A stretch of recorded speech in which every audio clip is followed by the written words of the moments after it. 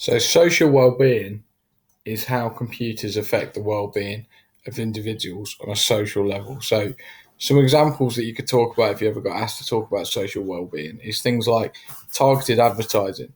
So, this idea of you can travel around the internet to loads of different websites and things, but you're still getting targeted advertising, putting pressure on you to buy certain products. You could also think of things like pressure to own the latest devices. It's more common in children than it is in adults, but some adults still feel it.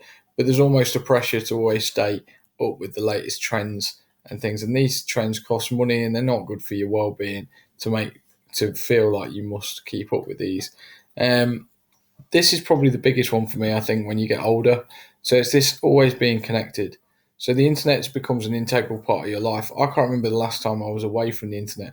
Between my son mobile is a pretty decent computer on its own right. I don't go anywhere without it. Absolutely nowhere. If I go to bed, it's laying next to me on my bedside table, ready to wake me up in the morning. I'm always connected because on top of in my phone, I get my work emails and things like that. I'm never not contactable. All right, I've even gone an extra step and I've got a smartwatch. So if somebody from work emails me, it pings on my phone, and then my watch, just in case I went 3 meters away from my phone and didn't hear it, and my watch will vibrate and say Dave's emailed you from work. So this inability to switch off, there's a strong argument to say that is not good for your social well-being.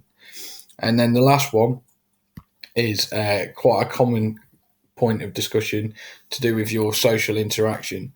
So, because you communicate so much more now through the use of computers and technology, there's almost a neglect of the standard face to face social interaction. And there's an argument to say um, children are growing up and developing less social skills than that of, say, your parents, because they didn't grow up in the same world that we live in now in terms of computers and computer use.